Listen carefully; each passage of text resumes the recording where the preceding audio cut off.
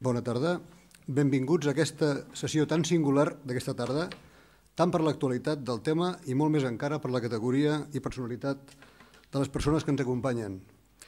Per a facilitar la comprensió del nostre convidat, seguirem la presentació en castellà. Es para mí un privilegio muy especial, como presidente del Colegio de Censors Jurats de Comptes de Cataluña, poder hoy iniciar esta presentación agradeciendo ya de antemano la gentileza y amabilidad del excelentísimo señor Rudolf Lenk, embajador de Austria en España, por haber aceptado nuestra invitación para pronunciar hoy esta conferencia. Así como también agradecer al colega y buen amigo Josep María Bové, hoy honorable cónsul general honorario de Austria en Barcelona, por haber facilitado la organización de esta conferencia y por acompañarnos también en esta presentación. Quiero extender las palabras de bienvenida a todos los honorables miembros de los cuerpos consulares, al secretari general d'Afers Exteriors de la Generalitat de Catalunya, degans de colegis profesionals y a todos los que hoy gratamente nos acompañáis. Dado que en este acto, además de miembros del colegio, venís muchas personas que no teníais conocimiento de nuestra entidad o un conocimiento un poco lejano, voy a permitirme, antes de empezar ya con el acto de la conferencia, hacer una breve presentación de nuestra corporación. El Col·legi de Censors Jurats de Comptes de Cataluña fue creado por ley aprobada por el Parlamento de Cataluña el año 95, recuperando una institución que ya existía desde el año 31 como Col·legi de Comptadors Jurats de Cataluña. Forman parte hoy del Col·legi unos 1.600 profesionales de la auditoría, cuya mayoría actúan integrados en 195 firmas auditoras. Profesionales que vienen realizando aproximadamente unos 15.000 informes de auditoría al año. Esto, para que tengan una referencia comparativa en términos estatales, supone una cuarta parte de la profesión auditora, de la actividad de auditoría a nivel estatal. Tratándose hoy de una cita con claro acento internacional, quisiera también destacar que el Col·legi tiene una vinculación y una vocación internacional, ya que es miembro fundador de AMA, Arco Mediterráneo de Auditores, asociación que integra 28 corporaciones profesionales como esta, que entre censores jurados de cuentas, Commissaire aux Comptes y Dottore Commercialisti suman más de 20.000 profesionales ubicados a lo largo de la orilla mediterránea en los países de España, Francia e Italia, correspondiendo actualmente a nuestro Col·legi, desde el pasado mes de octubre, ocupar la presidencia. Tienen ustedes en la mesa al secretario y al presidente actual del AMA. Estos profesionales de la auditoría, mediante su independencia de criterio, su capacitación y profesionalidad, son los garantes de la fiabilidad y la transparencia de la información financiera. La misión del Col·legi tiene un doble alcance. Por una parte, hacia sus miembros, formándoles, asistiéndoles técnicamente, actualizando permanentemente sus conocimientos y velando porque la actividad profesional de los colegiados responda y se adapte a las necesidades de la sociedad, de sus grupos de interés, garantizando al mismo tiempo el cumplimiento de buenas prácticas y las obligaciones deontológicas. Por otra parte, al Col·legi, asumiendo la responsabilidad social que le corresponde como corporación de derecho público, establece relaciones de colaboración con las instituciones públicas, las universidades y otros colectivos afines al entorno social, económico y empresarial, para desarrollar y mejorar todo lo relacionado con las buenas prácticas de información y transparencia. Bien, presentado ya el Col·legi, entremos ya en el motivo que centra esta convocatoria y que ustedes realmente han sido llamados y atendido la convocatoria para escuchar a nuestro invitado especial de hoy. La conferencia, como vieron en la convocatoria, tiene por actual y sugerente título ¿Hacia dónde va Europa? Retos y oportunidades. Realmente nos encontramos en momentos de cierta convulsión e incertidumbre muy presentes en nuestra sociedad. La actualidad cada día nos ofrece informaciones y argumentos que no favorecen el sosiego imprescindible para recuperar la serenidad necesaria que permita vislumbrar un futuro mejor. Sin ir más lejos, en las últimas horas se confirmaba que el paro llega ya en España a casi los 6 millones de personas en esta situación. El Fondo Monetario Internacional anunciaba ayer que este año la economía española seguirá cayendo más de lo previsto por el propio Gobierno. Y se revelan últimamente episodios de corrupción que se extienden transversalmente sin distinción de color político, de territorio ni de nivel de gobierno. Este convulso entorno también está acompañado de otras situaciones a nivel internacional y, por qué no, próximas a nuestro territorio, sea referéndums o sean consultas, que también generan para algunos inquietud, para otros ilusión. Son elementos que quizás el embajador nos pueda acabar de ayudar también a despejar algún tipo de incertidumbre en este campo, ¿no? Por lo tanto, en este contexto de urgente necesidad de búsqueda de luces y de salidas, es un auténtico privilegio para todos contar hoy con la presencia de una persona con una dilatada y rica carrera diplomática, así como profundo conocedor de lo que conocemos como asuntos europeos, al haberse ocupado también, representando su país, de distintas responsabilidades relacionadas con el Gobierno y la gestión de la Unión Europea. Esta Unión Europea que aportó esperanza y progreso, creando un instrumento económico que alcanzó el objetivo político de reconciliar a las potencias continentales en una paz duradera sobre la base de un desarrollo mutuo, que logró el llamado modelo social europeo, que ha venido caracterizando la manera de entender las relaciones entre poderes públicos, mercado y sociedad en Europa occidental desde el final de la Segunda Guerra Mundial. Esta Europa está hoy en cuestión. La posición del liderazgo económico de Europa en la escena mundial no es la misma que antes de empezar la crisis, y la ciudadanía vive con preocupación la evolución de este, hasta ahora, modelo de referencia. La adopción de una moneda común permitió beneficiarnos de bajos tipos de interés que favorecieron el crecimiento económico y el empleo de toda la zona. Pero la coexistencia de graves asimetrías económicas y el no disponer al mismo tiempo de una política fiscal común han impedido contar con instrumentos que permitieran afrontar con mayor efectividad las crisis económica y financiera vividas. Por lo que nos afecta más directamente, una de las explicaciones que suele llegarnos del norte sobre el sobreendeudamiento y el estancamiento económico de los países periféricos o directamente países del sur es nuestra prodigalidad fiscal y nuestra falta de competitividad, ignorándose a menudo el llamado riesgo moral en que pueden haber también incurrido cierta banca europea que no ha debido hacer su trabajo de la manera más adecuada. Conocer y acertar el análisis de las causas, más allá de su importancia narrativa, como relato histórico, es sumamente trascendente para acertar en las soluciones. Y al tratar de sugerir soluciones, sigue presente el debate polarizado en dos vocablos que últimamente están presentes permanentemente en los medios de comunicación: austeridad versus crecimiento. Mientras que para algunos la solución para la reactivación de la economía pasaría por el aumento del gasto público, con la dificultad añadida de falta de financiación, que comportaría, en algún caso, como propuesta la mutualización de la deuda soberana, para otros el remedio es la austeridad extrema, que conlleva la eliminación de estímulos económicos, la implantación de reformas estructurales de escasos efectos a corto plazo y un acerado recorte del gasto público que aboca a un inevitable riesgo social. ¿Existen alternativas a esta polarización? Nuestra respuesta, por nuestra parte, como profesionales del entorno económico-financiero, es una percepción de que cualquier solución a esta difícil situación actual pasa por la recuperación de la confianza. La confianza, que es un elemento clave del funcionamiento de la sociedad y de la economía. Más allá de la confianza en las personas, que no es irrelevante, observamos y nos preocupa la profunda crisis de confianza en las instituciones, cuyo liderazgo es clave para el funcionamiento justo, equitativo y eficiente de la economía y de las relaciones sociales en general. Y la confianza está íntimamente ligada con la transparencia. El acceso a la información y las normas de buen gobierno deben ser los ejes fundamentales de toda acción pública. Los países con mayores niveles en materia de transparencia y normas de buen gobierno cuentan con instituciones más fuertes que favorecen el crecimiento económico y desarrollo social. En estos países, los ciudadanos pueden juzgar mejor y con más criterio la capacidad de sus líderes y decidir en consecuencia. Permitiendo una mejor fiscalización de la actividad pública, se contribuye a la necesaria regeneración democrática, se promueve la eficiencia y la eficacia de las instituciones y se favorece el crecimiento económico. Volviendo al título de la conferencia, Quo vadis Europa?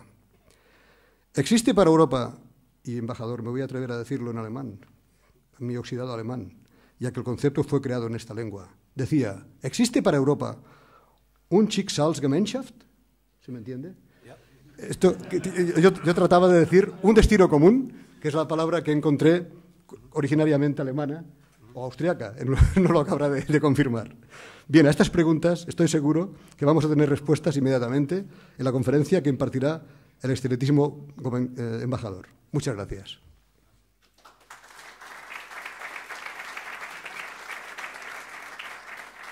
Tiene la palabra el honorable señor Josep María Bové, cónsul general honorari de Austria en Barcelona. Excelentísimo señor embajador, secretari general d'Afers Exteriors, honorables cònsules, president del col·legi, vicepresident de Foment, digníssimes autoritats, senyores i senyors.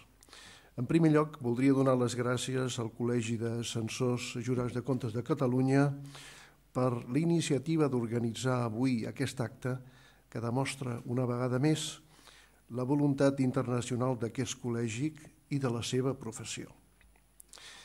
Agradecer la asistencia masiva de tantas personas que han hecho un hueco en sus agendas para escuchar al señor embajador. Me gustaría proporcionarles, en primer lugar, ciertos datos sobre Austria, que con una superficie de 84.000 kilómetros cuadrados posee una población de unos 8,5 millones de habitantes. Desde el punto de vista de organización política, Austria es un Estado federal integrado por 9 estados.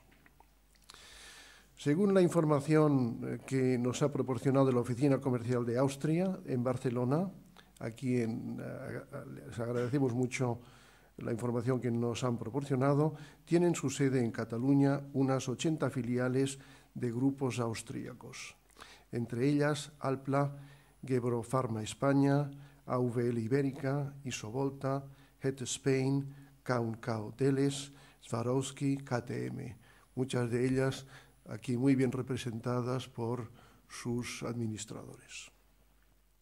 Mención especial merece el señor Ruckenstein y su empresa Blue Space, que acaba de inaugurar un nuevo centro en Las Corts. Es decir, no tan solo tenemos aquí empresas austríacas, sino también ciudadanos que son capaces de crear puestos de trabajo y crear empresas en Cataluña. En 2011, Cataluña importó de Austria 504 millones de euros y, a su vez, exportó 693 millones de euros. Las importaciones de productos fabricados en España por parte de Austria se estiman en 2.136 millones de euros y, a su vez, las importaciones austríacas se valoran en 1.966 millones de euros. Esta región, Cataluña, recibe el 25% de las importaciones del total del Estado español y exporta al país alpino ni más ni menos que el 40% del total de las exportaciones españolas. Siendo un país relativamente pequeño por su población, Austria detenta una economía volcada a la exportación, con empresas internacionales extraordinarias, muchas de ellas líderes en su sector y poco conocidas por el gran público al ser hidden champions. Un modelo económico del que vale la pena extraer algunas conclusiones. Como dato importante, indicar que se destinan en Austria un 2,8% del PIB a I+D. En Barcelona, la oficina comercial posee un equipo de 6 personas que ayudan a las empresas austríacas en estudios de mercados, organización de ferias, búsqueda de partners, etc. La organización cameral austríaca es un modelo a estudiar. Tiene presencia en más de 70 países con 110 oficinas. Algunos indicadores económicos en los tiempos que corren son de auténtica envidia. Por ejemplo, una tasa de paro del 4,5%, la mejor de los países de la Unión, y una economía que mantiene un ligero crecimiento del 0,%. Otros datos de interés: el PIB de Austria en el ejercicio 2011 fue de 300.000 millones de euros. La renta per cápita de los ciudadanos austríacos es de 36.000 euros y la tasa de inflación del 2,4%. En materia de relaciones laborales, las buenas prácticas que han desarrollado el gobierno austríaco, los agentes sociales y los empresarios en materia de relaciones laborales, el llamado modelo austríaco, permiten aislar la espinosa cuestión de las indemnizaciones por rescisión de puestos de trabajo en las empresas en crisis, garantizando los importes capitalizados a los trabajadores. El turismo es también, como en España, un sector muy importante, ya que contribuye al 5,5% del PIB. Respecto a la sociedad civil austríaca en Cataluña, la más numerosa del Estado español, está formada por un conjunto de personas, 1.600, todas ellas bien integradas en el tejido social y muchos de ellos ocupando puestos de responsabilidad en empresas locales.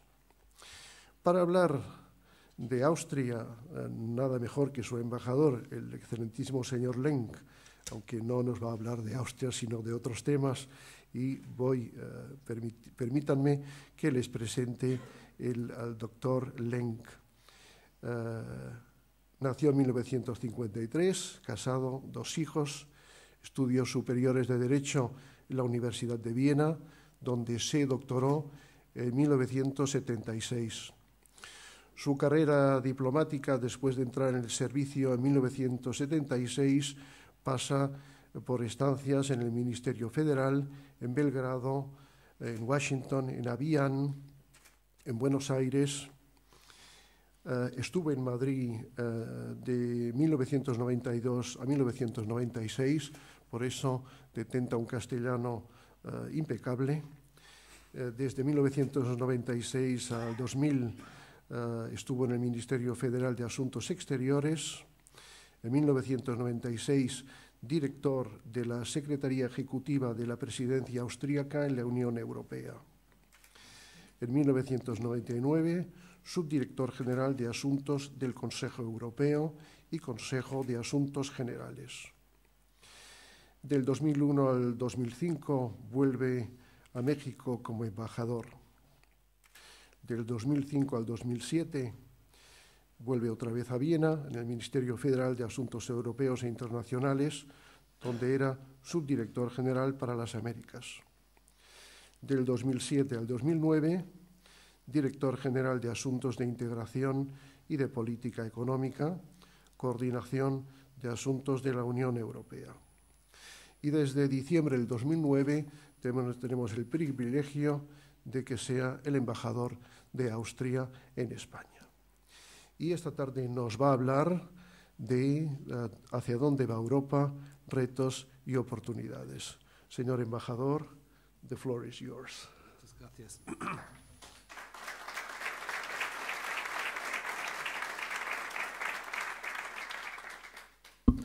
Buenas tardes, señor presidente Daniel Faura, señor cónsul general de Austria y querido amigo José María Bové, autoridades, damas y caballeros. Primero quisiera dar las gracias al Consejo Directivo del Colegio de Censor Jurats de Comte de Cataluña por ofrecerme esta oportunidad de presentar una ponencia aquí en Barcelona. Lo aprecio realmente. También quiero agradecerle tanto al señor presidente como al señor cónsul general por sus introducciones al tema y también por presentarme a mi persona ante ustedes. Y gracias por la iniciativa tan determinante para la celebración del acto de hoy, así como por las palabras de introducción sobre Austria. Casi demasiado bueno y hemos un poco eclipsado los lados oscuros de mi país. En mi ponencia trataré puntos de vista y evaluaciones más bien personales que no reflejan necesariamente en todos sus aspectos las posiciones del gobierno de Austria. El tema de mi ponencia es muy amplio. Hacia dónde va Europa, retos y oportunidades. Europa se ve actualmente ante un gran número de desafíos políticos, económicos y también sociales, que al mismo tiempo, buen número de ellos se pueden considerar como oportunidades. Me parece importante y necesario reconocerlas como tales, como oportunidades. Pero quizás para esta ponencia lo mejor sería no tanto de hacer un tour d'horizon muy extenso, completo y por tanto algo superficial, sino enfocar en algunos temas solamente, temas concretos de actualidad y siendo la selección de estos temas obviamente algo arbitrario. Permítanme comenzar con algunas reflexiones fundamentales. Nos encontramos actualmente en el 5º año de la crisis económica y financiera. Durante este ya muy largo periodo de tiempo, tanto la Unión Europea como cada uno de sus Estados miembros ha experimentado varios cambios de política. Ha sido un proceso también de aprendizaje. Hemos también desarrollado nuevas actitudes y nuevas expectativas hacia la Unión Europea. Lo que a mí me preocupa personalmente es que en este tiempo también se hayan formado nuevas líneas de separación en la Unión Europea y ya han sido enumerados algunos. Las viejas esquemas de nuevos Estados miembros contra antiguos Estados miembros, el Club Med contra el Norte, han perdido algo de su importancia. Han sido sustituidos por nuevas agrupaciones de países. Los países del programa de la Troika, sí, la mayoría ubicados en el sur, contra los que no están sometidos a estos programas. Los países que exigen solidez contra aquellos que ponen la solidaridad en el primer plano. Los 17 del euro contra los 10 que no forman parte de la zona euro. Estos nuevos esquemas, que a veces sirven para argumentaciones bastante populistas, constituyen un nuevo peligro para la Unión Europea, para nuestra cohesión, pero también impactan mucho en la actitud de los ciudadanos hacia la Unión misma. A mí me sorprende muchas veces cómo han aumentado los conocimientos básicos en economía de muchos ciudadanos en estos últimos años. La prima de riesgo, los CDS, la supervisión bancaria o los bancos malos son términos que no hemos conocido hace algunos años y que hoy forman parte de nuestro vocabulario diario. A mi modo de ver, la crisis también ofrece una gran oportunidad a la Unión Europea. La Unión Europea puede demostrar a los ciudadanos su capacidad de resolver problemas. Sin duda, esto ya ha pasado en alguna ocasión, pero también me temo que las expectativas de los europeos en su conjunto se han visto más bien frustrados hasta ahora. Pero, sin querer sonar demasiado cínico, diría que esta mayor noción sobre los temas económicos sí se podría describir como un beneficio colateral de la crisis. Creo que necesitamos una nueva narrativa europea. Con motivos de diversos actos festivos, pensemos, por ejemplo, últimamente en la entrega del Premio Nobel de la Paz a la Unión Europea, se destacan a menudo los logros históricos de la integración europea. El hecho de haber asegurado la paz desde 1945, si no tenemos en cuenta la desintegración bélica de Yugoslavia, y que la Unión Europea se ha convertido en un sólido puerto de acoplamiento para las anteriores dictaduras del sur de Europa y los estados comunistas después del final del Imperio Soviético. Esto ha sido durante décadas la narrativa generalmente aceptada. Soy padre de 2 hijos de 23 y 26 años y en muchas conversaciones con ellos me he dado cuenta de que para ellos, es decir, la generación de los menores de 30 años, esta narrativa hoy día ya es historia. No es para ellos historia contemporánea como lo es para mí y también para la generación de mis padres. Ellos han crecido con la Unión Europea intacto, de pie, el espacio Schengen, el euro, el programa Erasmus, y todo eso lo toman como asegurado, lo toman como algo natural y no disponen hoy en día de una narrativa contemporánea, concluyente para ellos. Y si releemos el discurso que dio ayer el primer ministro británico David Cameron, es precisamente también este punto que él destacó, la falta de una narrativa contemporánea de la Unión Europea. Yo personalmente creo que la contribución de la Unión Europea a la superación de la crisis podría llevar a esta nueva narrativa, válida también para la generación de los menores de 30 años.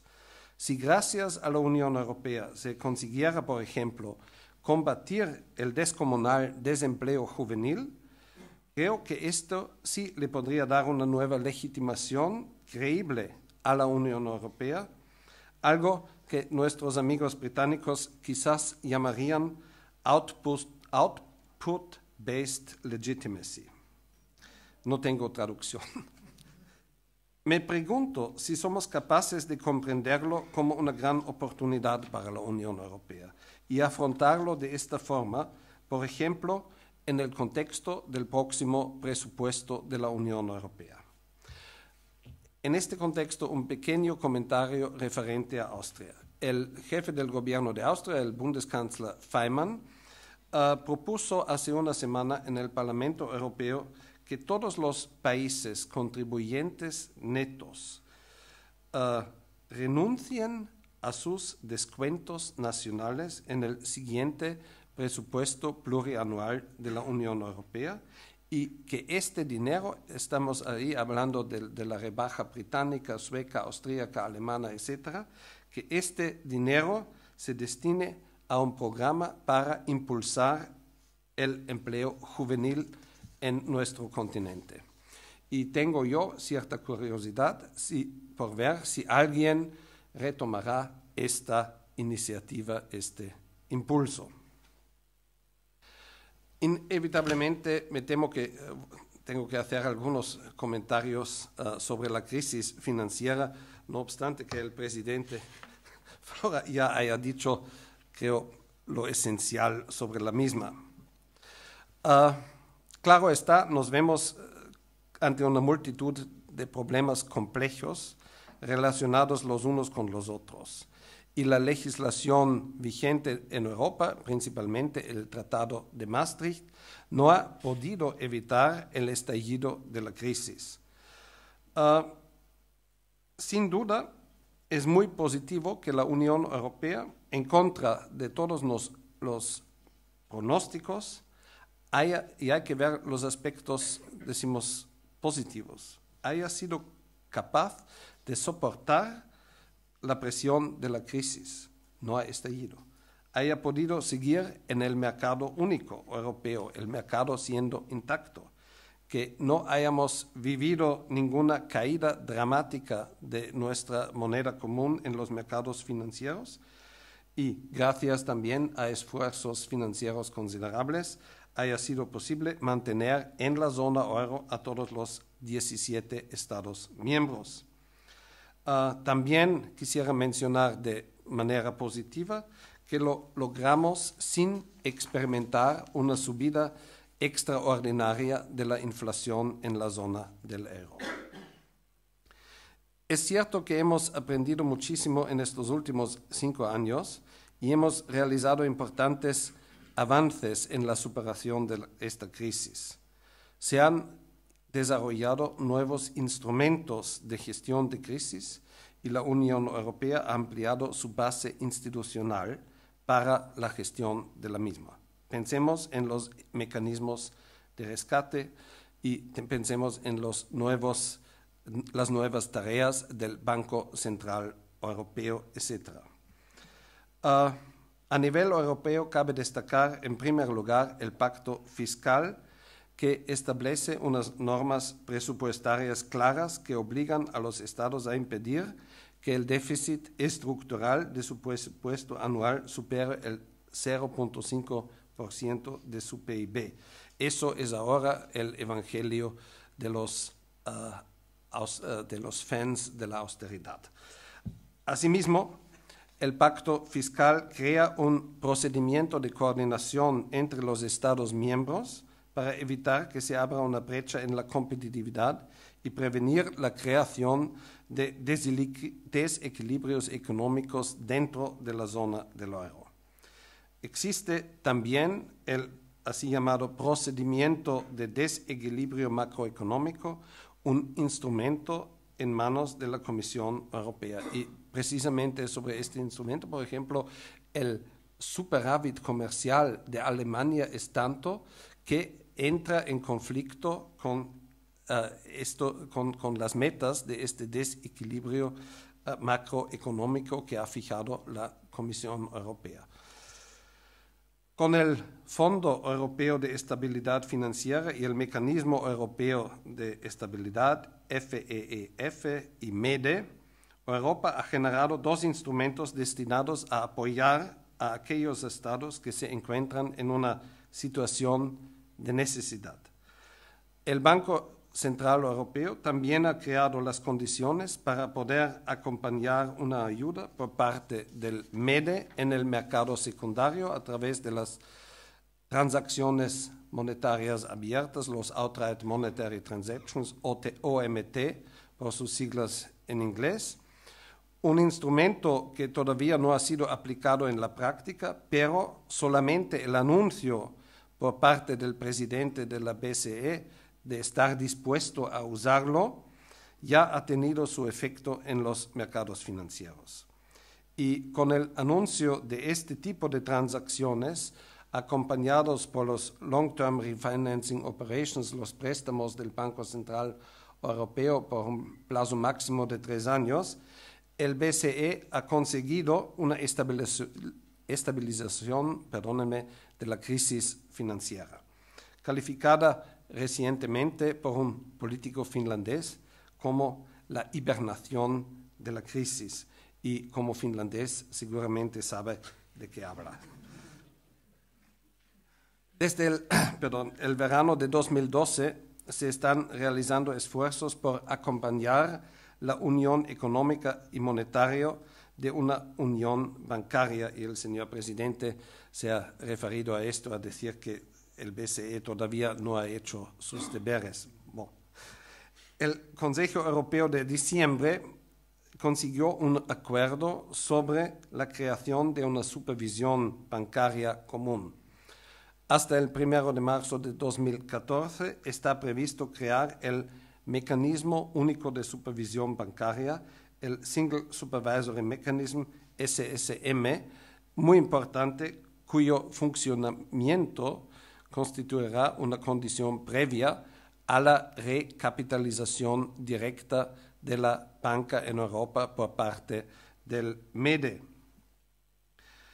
Obvio que es también de especial relevancia en el caso de España. Y este SSM se verá completado por un mecanismo de realización que todavía no ha sido creado, llamado un fondo acompañado por un fondo de resolución. Este Single Resolution Mechanism, SRM, disculpen todas las abreviaciones terribles, debe asegurar que los bancos mismos se hagan responsables de sus propios fallos y que ya no sean los contribuyentes de cada Estado miembro los que paguen por ello, como ha sido el caso hasta ahora. El tema de una recapitalización directa de los bancos relacionada con sus denominados legacy assets, es decir, las herencias tóxicas del pasado, así como posibles medidas adicionales para crear una verdadera unión económica, han todavía quedado sin resolver en el último Consejo Europeo. Eso lo postergamos hasta junio. Y tampoco, y eso es una crítica muy fundamental, tampoco tenemos una respuesta a un tema que más y más se está planteando. La creación de siempre nuevos instrumentos y nuevas competencias para algunas instituciones europeas como la Comisión Europea o el Banco Central Europeo viene acompañada de una pérdida continua de soberanía nacional. Esto lleva consigo un déficit, reclaman muchos ciudadanos, un déficit de control democrático y se está llegando a la conclusión de que será necesario revisar los tratados europeos bajo este ángulo. ¿Quién, por ejemplo, democráticamente controla al Banco Central Europeo? La única institución, hay que decirlo, que ha funcionado hasta ahora sin dificultades y de forma eficaz en esta crisis. ¿Y quién controla el MEDE, etcétera? Sin embargo, y por precaución, esta cuestión también ha sido aplazada de momento. Quisiera hacer una observación que a mí me parece de cierta importancia sobre España. Un tema de debate muy frecuente en estos días es si España debía haber aceptado ya el rescate o si lo aceptará en un futuro o lo pedirá en un futuro, ya sea para aliviar la presión sobre los intereses que tiene que pagar el Estado por su deuda o para rebajar el nivel de intereses de los créditos y poner en marcha el flujo de créditos para las empresas. En cuanto al Estado, la diferencia fundamental con Grecia, Irlanda y Portugal consiste en que realmente se trataría de mantener a España en los mercados financieros y no de tratar de devolver el país a esta posición con un gran esfuerzo financiero a nivel europeo. Y ahora, resumiéndolo y a pesar de todo ello, creo que 2012 fue un año extremadamente difícil con la amenaza del fin del euro y la eventual salida de Grecia de la zona del euro. A menudo fue necesario encontrar respuestas a muy corto plazo a los desarrollos negativos en los mercados. Pensemos también en unas situaciones bastante críticas para España durante el año pasado. Sabemos que todavía nos queda mucho camino por delante para llegar a una verdadera unión económica y bancaria, pero creo yo, estamos en el camino y se nota que estamos en este camino con más confianza y más optimismo de que hace un año. Estoy ahora cambiando de tema y quisiera hacer una observación sobre la lucha presupuestaria con poca relevancia en Bruselas. Cada 7 años somos testigos de un proceso que dura aproximadamente unos 18 meses y en el cual los 27 Estados miembros intentan llegar a un acuerdo sobre el presupuesto europeo para los siguientes 7 años. Para el periodo 2014-2020, este proceso se encuentra ya en su fase final. A mi modo de ver, se trata en gran parte de un combate de exhibición populista y en el que casi todos los protagonistas luchan principalmente con vistas a su público nacional. Cada Estado miembro tiene su idea del techo total del presupuesto, dónde se podría ahorrar y cuáles son las áreas, dependiendo de la relevancia que tengan para ese Estado, que deberían naturalmente ser ampliadas o como mucho congeladas. No excluyo a Austria de esto. Al final, el pobre presidente del Consejo Europeo es quien debe reunir todos los deseos, requisitos, amenazas de veto y otros intentos de chantaje para encontrar un consenso con el cual todos están igual de descontentos. Pero fijémonos un momento en la dimensión macroeconómica de la que se trata. Ni siquiera se trata, o apenas se trata, de 1% del PIB europeo. Y si al final será el 0.95 o el 1,05%, es casi irrelevante si lo comparamos con los porcentajes del PIB que cada país mueve cada año en su presupuesto nacional. No sería para la Unión Europea y sus Estados miembros una oportunidad dejar atrás estas largas batallas populistas nocturnas de Bruselas y llegar a consensuar un presupuesto europeo razonable cuya necesidad nadie pone en duda y sin tantos ruidos. Creo que valdría bien una vez el esfuerzo. Bueno, para un diplomático siempre es muy atractivo poder hablar de las relaciones exteriores de la Unión Europea, la cual, con un 7% de la población mundial, produce un 25% del PIB mundial, gasta un 50% de los gastos sociales de todo el mundo y sigue siendo el poder en su conjunto comercial más grande del mundo, haciéndose cargo también de la mayor parte de la ayuda al desarrollo y a la cooperación. En este ámbito creo hay innumerables retos y oportunidades. Quiero limitarme a abordar dos temas.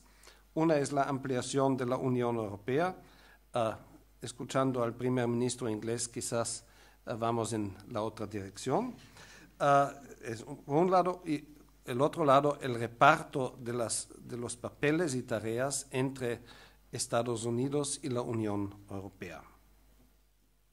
Yo creo que la ampliación de la Unión Europea es uno de los capítulos más exitosos en la historia de la Unión, que ha pasado de 6 Estados miembros a hoy 27 y, si todo va bien, próximamente a 28. La Unión Europea, y no obstante la crisis, no ha perdido nada de su capacidad de atracción a pesar de los tiempos que corren. Es muy importante que sigamos abiertos hacia nuevas ampliaciones para aquellos países que cumplen los requisitos de entrada. Tenemos que obrar en contra de cierto cansancio respecto a la integración de nuevos países que hoy día se hace notar en muchas capitales europeas y tenemos, creo yo, que ver futuras ampliaciones también como una oportunidad para la Unión Europea. En donde nos encontramos actualmente en este capítulo, el tema gordo son los Balcanes occidentales. Croacia está previsto integrarse, adherirse a la Unión Europea el 1 de julio, si todo pasa bien en el Parlamento del vecino Eslovenia. Montenegro el año pasado ha iniciado sus negociaciones de adhesión. Macedonia, el eterno país candidato, pero es una cuestión toponímica el motivo del bloqueo. Serbia, estatus de país candidato desde el año pasado. El inicio de las negociaciones depende del establecimiento de buenas relaciones vecinales con Kosovo. Albania, solicitud de adhesión a la Unión Europea ha sido formulada, pero todavía no tiene el estatus de país candidato. Queremos ver primero, creo, las próximas elecciones si transcurren con la necesaria atmósfera y limpieza. Bosnia-Herzegovina, el país que tiene esa enorme capacidad de siempre quedarse atrás, todavía está reflexionando si quiere dar el paso o no. Kosovo, es muy difícil hablar sobre Kosovo aquí en España. No puede solicitar el ingreso a la Unión Europea hasta que no haya sido reconocido por todos los Estados miembros de la Unión Europea. Sin embargo, en este año deberían comenzar negociaciones de la Unión Europea con Kosovo sobre un acuerdo de estabilización y asociación, un antiguo esquema que unos 14 años atrás creo ha sido desarrollado por los Balcanes, y estas negociaciones no perjudicarán de ninguna manera la cuestión del estatus y del reconocimiento internacional. Casos especiales: Islandia ha formulado una solicitud de adhesión en plena crisis bancaria. conducimos negociaciones desde 2009, pero hay esta duda sobre si verdaderamente, una vez terminadas las negociaciones, Islandia quiere adherirse a la Unión. Parece, después de las últimas elecciones, etcétera, que no hay mayoría suficiente para este paso en Islandia en este momento. Otro caso especial, Turquía, formalmente negociando desde 2005, pero varios capítulos por motivos políticos siguen bloqueados y no hemos avanzado en la negociación con Turquía desde varios años.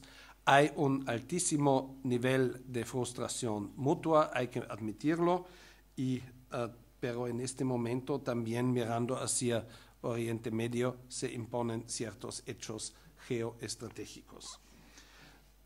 Para terminar el capítulo de la ampliación de la Unión Europea, hay otros países que aspiran a formar un día parte de la Unión Europea, que son Moldova, que son Ucrania y los países del Cáucaso meridional. Ahora, unas palabras sobre las relaciones con los Estados Unidos. Creo que durante este segundo mandato del presidente Barack Obama, quizás deberíamos prepararnos a que el tándem Unión Europea-Estados Unidos, que fue durante décadas una constante fiable en muchas regiones del mundo, perderá algo de su cohesión. He tomado conciencia de ello en el discurso inaugural del presidente Obama este lunes. En este discurso, en la escalinata del Capitolio americano, duró aproximadamente una media hora, no mencionó en ningún momento ni un solo tema de política exterior o política de seguridad. Otro hecho. Estados Unidos pasará próximamente a tener una autarquía energética mucho más fuerte por el desarrollo del así llamado shale gas, el gas del esquisto, lo que reduce su dependencia de otros recursos energéticos, sobre todo los procedentes de Oriente Próximo.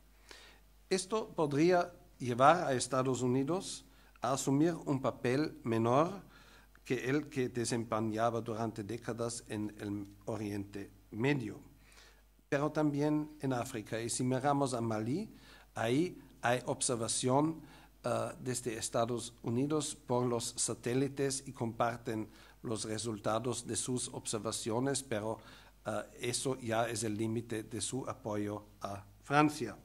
Pero también quizás tenemos que prepararnos por una fase de menos presencia e interés americano hacia América Latina. El acercamiento de Estados Unidos a la zona de Asia y del Pacífico es un acercamiento sobre todo por motivos económicos y lo podemos constatar desde años ya. Tenemos distintas perspectivas de crecimiento nosotros en Europa y la región de Asia y del Pacífico, y es muy evidente hacia dónde está corriendo la liebre. Otro cambio geoestratégico: nuestros competidores en muchas regiones del mundo hoy día no son más los Estados Unidos, sino la República Popular de China. Pensamos, por ejemplo, en América Latina. Si yo estoy acertando con este pronóstico, ya no tendremos al gran hermano a nuestro lado en cualquier situación, lo que constituye un riesgo, pero quizás también una oportunidad para que la Unión Europea aprenda por fin a moverse en el mundo de manera más autónoma, consciente y más segura de sí mismo. El Servicio Europeo de Acción Exterior, creado por el Tratado de Lisboa, debería ser justamente el instrumento que necesitamos para estos fines. Y por un motivo de actualidad inevitable de tocar el tema de Gran Bretaña.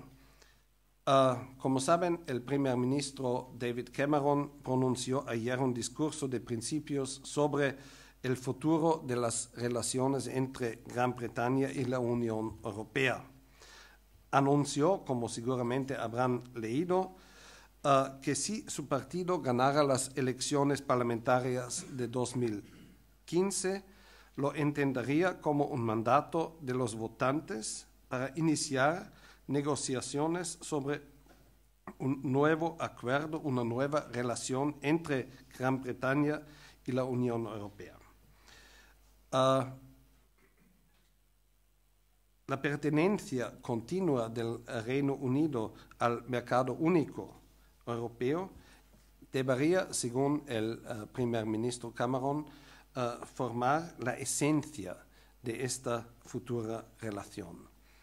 Según sus declaraciones, en el año 2017, a más tardar, se debería llevar a cabo un referéndum en Gran Bretaña, dejando a los votantes británicos elegir entre permanecer en la Unión Europea, basándose para ello en el resultado de estas futuras negociaciones, o bien salir de la Unión. Entonces, dos fases: negociación con la Unión Europea después de las próximas elecciones, si las gana el Partido Conservador, y después pasar a celebrar este referéndum. Como sabemos, hay una larga historia detrás de esta evolución que mucho tiene que ver con la imagen que Gran Bretaña tiene de sí misma, igual con la imagen que tienen de ellos mismos los otros Estados miembros de la Unión, es decir, la Europa continental. Y desde mi parte, algunas observaciones muy preliminares respecto a este asunto. El debate sobre un referéndum de este tipo en Gran Bretaña pone en duda el futuro de la Unión Europea y tendrá, sin lugar a ninguna duda, un efecto completamente paralizador, posiblemente para varios años, para la Unión Europea en su conjunto. En el momento que comienzan estas negociaciones, no es únicamente que está sentada en la mesa el Reino Unido negociando su futura relación, sino todos los demás 26 también tendrán la posibilidad de articular sus deseos particulares, etc. Una vez más, Europa será capaz de ocuparse de sí misma para años y años. La eventual salida de Gran Bretaña de la Unión Europea sería la primera salida en la historia de la Unión. Sería un desastre absoluto, tanto para este país como para la Unión en su conjunto. La Unión y nuestro concepto de integración europea se verían considerable y visiblemente debilitados a nivel mundial.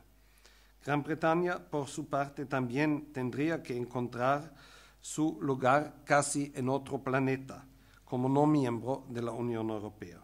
Pero la permanencia del Reino Unido en el mercado único europeo, gozando de los mismos derechos que los demás,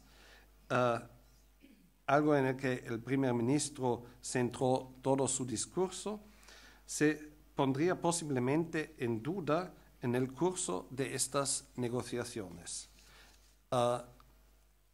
El presidente francés Charles de Gaulle, quien, como saben, también ha tenido cierta experiencia con referéndum, dijo en una ocasión sobre referéndums de manera muy general: siempre en un referéndum hay un riesgo de que el referéndum trata menos de la cuestión planteada y más de la persona que lo está preguntando.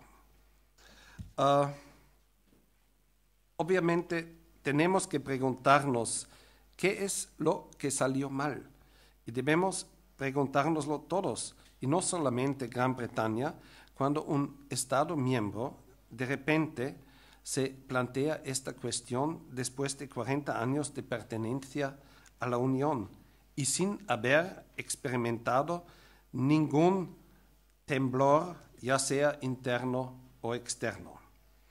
Y creo que es demasiado fácil reprocharle a los británicos que lo que quieren es comerse la guinda de la tarta y la tarta, diciéndoles que no existe la Unión Europea a la carta a medida para cada uno.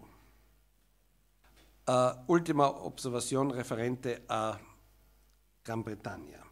Como saben, como se sabe especialmente aquí en Cataluña, en 2014 Escocia celebrará un referéndum sobre una posible separación de Inglaterra. Sería muy irónico si entonces Escocia se quedase dentro de la Unión Europea debido a este referéndum, mientras que Inglaterra saliese más o menos al mismo tiempo de la Unión Europea, habiendo negociado antes quizás la permanencia de Escocia en la Unión Europea. Bueno, inevitable también otro tema, España y Austria. Aunque esta ponencia está dedicada al tema europeo, me gustaría hacer unas observaciones como a menudo se me pregunta por esto aquí en España. Quizás es una ocasión para analizar brevemente o hacer unas observaciones sobre la imagen que se tiene en España, en Austria de España. Hasta el año 2008, cuando España ganó la Eurocopa en Viena, hemos tomado nota de España principalmente en el ámbito futbolístico, mientras hoy se le observa mucho más y mucho más minuciosamente que antes respecto a la política y a los temas económicos. Los medios de comunicación austríacos tienen gran interés en la actualidad española, ya que las evoluciones en el país han sido durante ciertas fases también motivos obviamente de preocupación en Austria. Pero, no obstante, también se ha tomado buena nota que desde hace más de medio año España se encuentra ya fuera de la así llamada zona roja. No solamente reciben atención el tema de los objetivos de reducción de déficit, la crisis inmobiliaria y bancaria, la recesión y el lamentable récord de desempleo, sino también se toma nota de los recortes presupuestarios realizados y las reformas emprendidas que requieren grandes sacrificios de parte del pueblo español. Pero también fue noticia en su día el estallido y la aparición pública del movimiento 15M. Austria tiene claro que hasta ahora España ha seguido autofinanciándose durante esta crisis, a excepción de los 40.000 millones de euros de ayuda destinado únicamente para el sector bancario, y que España ha compartido siempre la carga que suponen los programas de ayuda para otros estados en crisis, así como la dotación de los mecanismos de rescate europeo que hemos creado en los últimos años. Para los austríacos, España es uno de los países de la Unión Europea que quizás mejor conocemos, y no solamente por razones históricas. ¿Saben ustedes que casi 600.000 austríacos vienen cada año a España como turistas? Es casi el 8% de nuestra población. Muchas veces no se les identifica aquí como austríacos debido al idioma, se les pone en el mismo saco que los alemanes. Pero también, en otro contexto, se nos mete en el mismo saco con nuestro gran vecino, a saber, cuando se trata de la frecuente crítica que se escucha en España hacia Alemania, personificada a menudo con la canciller federal Merkel, a la que se reprocha ser partidaria de medidas de ahorro demasiado duras, y quien se ha convertido en estos últimos años en el objeto preferido de caricaturas a veces poco respetuosas. En este contexto, muchas veces se señala a Austria, igual que a Finlandia o a Países Bajos, de forma indiferenciada y no siempre justificada como un simple satélite alemán en temas económicos financieros. Quisiera también mencionar algo nuevo, que en los últimos años cientos de españoles bien cualificados han buscado y encontrado empleo en Austria. Ahora bien, podemos lamentar este nuevo fenómeno migratorio, es el típico brain drain que sale de España, o bien podemos constatar satisfechos que cada vez son más los españoles que saben sacar provecho de las posibilidades que les ofrece la Unión Europea con la libre circulación de personas. Están aprovechándose de estas libertades que nos garantiza la Unión Europea. La crisis económica ha tenido un fuerte impacto sobre el comercio entre España y Austria. Desde 2007, el volumen de nuestras exportaciones hacia España ha bajado un 40% aproximadamente, mientras que las exportaciones españolas hacia Austria han aumentado continuamente en los últimos años. El año 2011 superaron por primera vez nuestras exportaciones hacia España y el año 2012 este superávit en el comercio de España ha seguido aumentando. En este sentido, y esto lo digo de verdad con un grano de optimismo, en este sentido el comercio exterior con Austria es un muy buen ejemplo para demostrar que España, ciertamente a base de mucho sacrificio, está recuperando su competitividad. Ya para terminar esta ponencia, aunque existen tantos otros temas que ni siquiera he podido abordar, quería terminar con un breve rap sobre algunos retos y oportunidades en Europa. A los europeos nos reprochan a menudo que nos ocupemos tanto de nosotros mismos, de nuestras cuestiones institucionales y del futuro desarrollo de la Unión, y que no tenemos la capacidad de trabajo necesaria para dedicarnos a los verdaderos desafíos, los retos globales. Parece ser lo más importante es ponernos de acuerdo sobre las cuotas lácteas en el mercado de la política agraria común.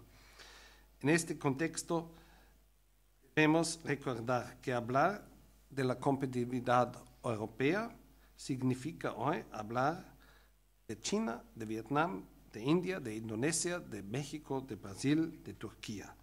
No basta hablar de las diferencias entre los 17 países que forman el euro o los 27 que formamos la Unión.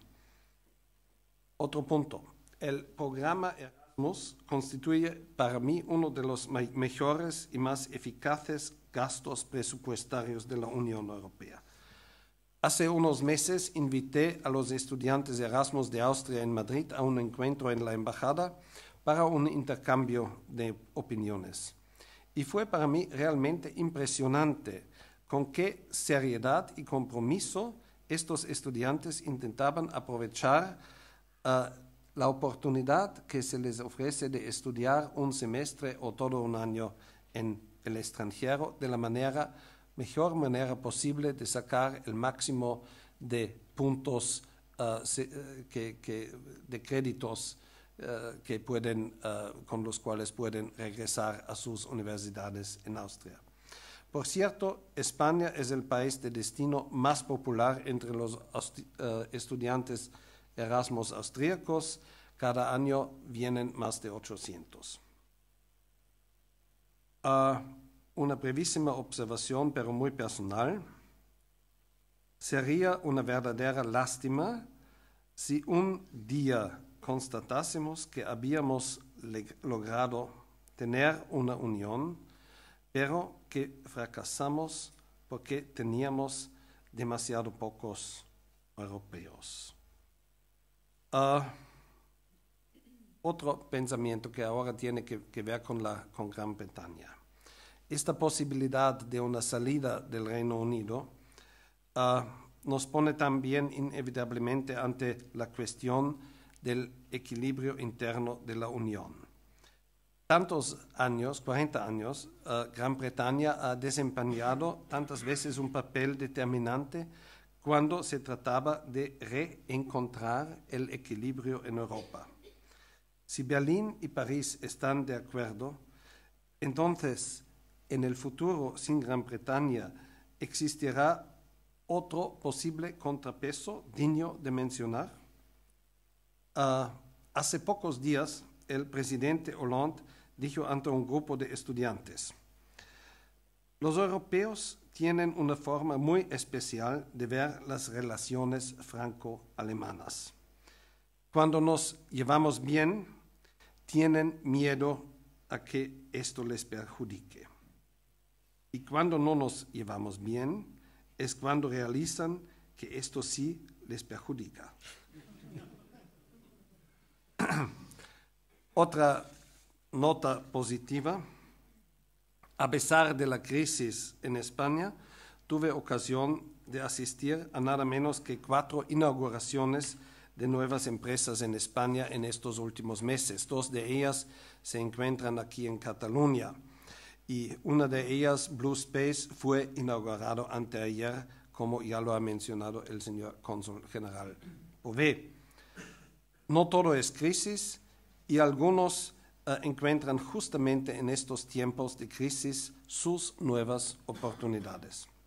Y ahora, para verdaderamente concluir, me gustaría citar a Hillary Clinton, una mujer realmente destacada que estos días está terminando su función de Secretary of State de los Estados Unidos.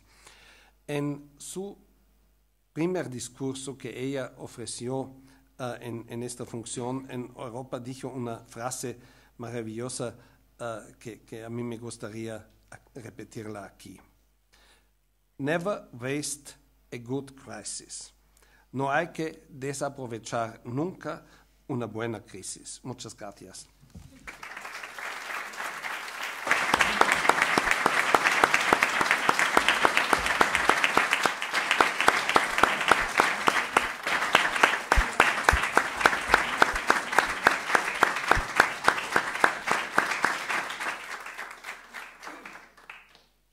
Muchas gracias, excelentísimo embajador. Creo que en tan poco tiempo hacer esta síntesis con un espectro tan amplio realmente es un esfuerzo que hay que agradecer.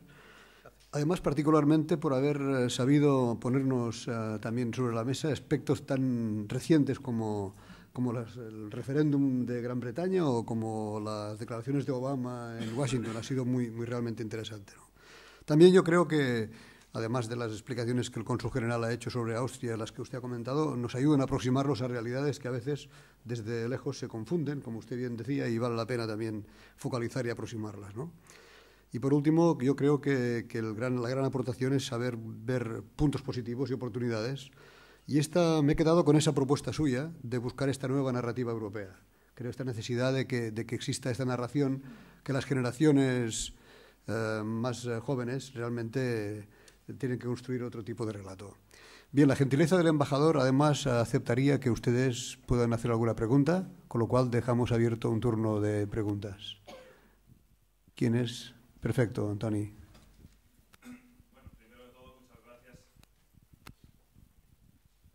Muchas gracias por la presentación tan inspiradora. Para muchos de nuestros clientes el mercado latinoamericano es muy importante y yo quisiera aprovechar la amplísima experiencia tanto en México como en Buenos Aires para que nos explicara un poco cómo ve las perspectivas de Latinoamérica en el futuro, cómo ve las perspectivas de la relación entre Europa y Latinoamérica, y qué sugerencias daría a las empresas españolas en el desarrollo de las oportunidades que puedan existir en relación a Latinoamérica? En otros términos, ¿cuál puede ser el papel, si diferente de otros países europeos, de España en ese desarrollo latinoamericano? Sí, muchas gracias por esta pregunta. Es poco habitual que un austríaco en España diga algo sobre América Latina, porque son con mucho mayor frecuencia nosotros quienes preguntamos a nuestros amigos españoles sobre este continente. Precisamente estos días, esta semana, mañana y pasado mañana, se celebrará una cumbre Unión Europea, América Latina y el Caribe, una cumbre de no menos de 60 jefes de Estado y de Gobierno, claro, con lo habitual de los documentos finales, de action plans, de roadmaps, de declaraciones bombásticas, políticamente súper correctas, etc. Pero hay que ver también las cifras, y efectivamente si hay buen crecimiento en la relación económica mutua, hay buen flujo de inversiones, pero en estos últimos 5 años han cambiado dos cosas, a mi entender, fundamentales. Primero, están hablando a nosotros, están negociando con nosotros a la misma altura. No aceptan más nuestras lecciones como sanear una economía, etcétera, sino más al revés, nos están dando consejos de sus propias experiencias al respecto. El potencial de profundizar estas relaciones seguramente sí está, pero es una relación hoy día equilibrada. Y si miramos los flujos de inversión, hoy día ya son muy importantes los flujos de inversión latinoamericana hacia Europa. No necesariamente llegan con la debida rapidez a países muy exóticos para ellos como Finlandia o como Austria, pero sí aquí en la península ibérica hay un buen volumen de inversión también latinoamericana, y ellos seguramente quieren ser vistos y tratados como inversores en Europa y no únicamente como clientes quienes compran productos y compran servicios. Está hoy, creo, una situación mucho más equilibrada. Consejo a las empresas, quizás yo diría a empresas austríacas. Miren, el caso de Austria es muy simple. Ha caído el muro de Berlín y de repente y de manera completamente inesperada, frente a nuestra frontera se ha abierto un mercado, si dejamos al lado la Unión Soviética, de, no sé, unos 150 millones de consumidores que en el promedio ni tenían una cuenta bancaria, ni tenían un seguro de vida, ni tenían no sé, electrodomésticos a un nivel aceptable, etcétera, y hemos por mucho tiempo enfocado completamente en este mercado, dejando también casi completamente al lado otros continentes, sobre todo en América Latina. Esto, cuando yo estuve en México de 2001 a 2005, ha sido buena causa de frustraciones de mi parte. Fue imposible generar algo de interés por parte de la banca austríaca o por parte de las compañías de seguros de Austria de venir, de analizar el mercado, por ejemplo, en México, un país que siempre ha crecido, etc. Hoy día, con la crisis, esto no es más así, pero quizás la empresa austríaca debería en su análisis también tomar en cuenta la experiencia realizada por los países europeos, España y también pocos otros, quienes han tenido una presencia continua en América Latina. Apoyarnos en esta experiencia, y ya vemos que esto sí está funcionando. En no sé, en la agrupación de créditos de bancos de distintos países. Muchas veces hoy día ya aparecen bancos, sindicatos con bancos españoles por créditos de construcción de infraestructura, etcétera, en América Latina. Eso sí creo que es un buen camino. Muchas gracias. ¿Alguna otra pregunta?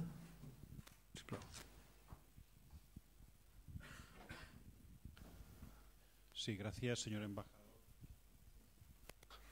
Sí, por su exposición. Yo quisiera preguntarle, que es un tema de mucha actualidad. Ayer mismo el Parlamento de Cataluña se aprobó la declaración que se ha llamado de soberanía, con el norte de celebrar una consulta el año 2014. En su opinión, y al margen de otras consideraciones políticas, las cifras macroeconómicas de Cataluña, digo en su opinión, ¿sería viable que pudiera ser Cataluña un nuevo Estado de la Unión Europea? Y en todo caso, que es un poco la pregunta que se ha realizado mucha gente, ¿no? Si quedaría al margen Cataluña de la Unión Europea, a la vista de lo que usted ha comentado, que hay otros estados que están llamando a la puerta de la Unión Europea y que ello fortalece evidentemente a la Unión Europea. Gracias. Bueno, no he tocado el tema de Cataluña en mi ponencia, como quizás han observado, porque para un embajador es seguramente en este momento demasiado delicado. ¿Qué les puedo decir? No les voy a prometer que Austria va a reconocer de inmediato a una Cataluña independiente, porque sería la ruptura con Madrid, ¿no? Entonces, creo en la fase actual, y ahora estoy hablando, o sea, en la fase actual, seguramente no es una fase en la cual ningún país europeo puede con cierta responsabilidad realizar comentarios desde afuera sobre un tema que principalmente es un tema cuya definición es objeto de debate aquí dentro de España. La viabilidad económica de Cataluña, si lo pensamos, si sería un país independiente, no cabe la menor duda. Lo ha dicho también nuestro cónsul general aquí en Cataluña, que decimos un buen 40% de nuestro comercio con España lo realizamos aquí con empresas catalanas, un 40% de nuestra inversión en España tiene un destino aquí en Cataluña, y lo mismo vale para el turismo desde Austria a España. Entonces, todo eso son hechos para nosotros muy obvios, pero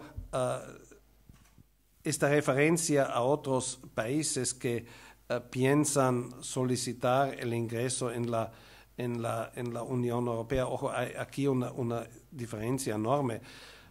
Desde el 1 de enero de 86, España, incluyendo a Cataluña, forma parte de la Unión Europea, del mercado interior, etc. Y claro, en términos económicos, una salida de una Cataluña independiente, y también si después de un proceso de negociación de adhesión, que y las ratificaciones en 27 parlamentos, etcétera, lleva su tiempo, y durante este tiempo que tenemos un hueco negro en medio de la Unión Europea, donde ha tenido aplicación el mercado interior ahora ya por 28 años, es difícil creerlo que eso puede ser un fin político deseable ni para los catalanes, ni para España, ni para el resto de Europa. Eso yo lo tengo muy claro, pero full stop aquí. Pero pueden tener la seguridad que sí estoy siguiendo el debate en Cataluña y el debate entre Cataluña y el resto de España con mucha atención. Muchas gracias. Una quizás última pregunta, si puede ser que el tema soberanía quede excluido. Muchas gracias, señor embajador, por su sabia e interesante exposición, y le agradezco también el trabajo que ha realizado, que al prepararlo ha tenido que dedicarnos mucho tiempo. La pregunta es, usted nos ha dicho que Europa tiene el 7% de la población, la Unión Europea, los 27 países, supongo. el 25% del PIB y el 50% de los gastos sociales. Vemos aquí que después la mayoría de países, principalmente los tutelados por la Troika, los del sur, estos gastos sociales no los podemos repercutir en los productos y servicios que producimos y queremos exportar. Y, mientras tanto, estos gastos, que son gasto corriente, lo estamos financiando con préstamos.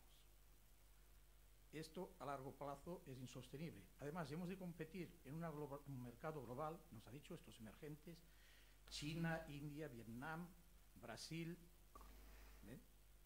etcétera, que estos no tienen esta proporción de gastos sociales. Entonces, ¿cómo ve el futuro de nuestro estado de bienestar y principalmente en España en particular? Bueno, es una pregunta quizás es la más difícil y también lo ha mencionado el señor presidente en su introducción. Decimos, enfrentamiento y hasta enfrentamiento ideológico que tenemos entre los países quienes enfocan en el tema de la austeridad en contra de los países que reclaman más impulso de crecimiento, etc. Pero lo que usted toca ahora es el aspecto social. Creo que si yo hago un resumen de los últimos años aquí en España, pero eso seguramente también es válido para otros países europeos. De hecho, hemos asistido ya y seguimos asistiendo, perdónme con toda franqueza, a un proceso continuo de empobrecimiento. Y esto quizás no es otra cosa que tener el efecto de lo que hemos tenido anteriormente, llamado devaluación de la moneda. De un día a otro se devaluó, no sé, la dracma griega o la corona sueca que hemos vivido varias veces, etc. Y se recuperó la competitividad. Este instrumento no lo podemos aplicar teniendo una moneda común, pero el efecto acumulado de las políticas que se realizan para recuperar cierto equilibrio presupuestario tienen un efecto muy similar. Creo que España sí ya ha realizado un buen trozo de este camino, que sí es un camino bastante doloroso. España no está solo. También en Austria hemos tenido recortes presupuestarios bastante importantes para acercarnos nuevamente a los 3% del PIB. No es que todo esté flores y rosas, pero claro, tenemos muchos factores en nuestra contra. Uno de los quizás mayores factores es el desarrollo demográfico, que somos todos en Europa sociedades que envejecemos y que la clásica fórmula de financiar nuestros sistemas sociales simplemente no siguen funcionando ya a raíz de desarrollos demográficos. Somos capaces de repararlo, de sustituirlo con un crecimiento económico muy fuerte, quizás sí, pero en este momento no. Por eso creo que esta austeridad seguirá siendo aplicada. Muchas gracias. Bien, vamos a cerrar ya el acto. Pero antes le recuerdo que un acto tan singular como este de hoy, la presencia del embajador de Austria en España, merece una celebración especial y tenemos una copa de cava prevista en la segunda planta del edificio, con lo cual están todos ustedes invitados.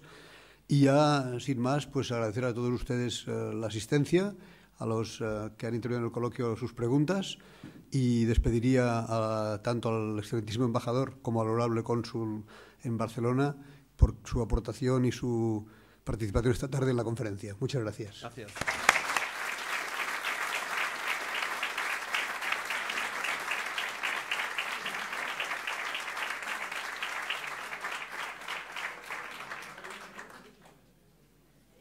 Muchas gracias. Enhorabuena, embajador. Nada, hombre, solo faltaría. Es Gramona, no sé si es Gramona, pero vamos a comprobarlo. Vamos a comprobarlo. Gracias.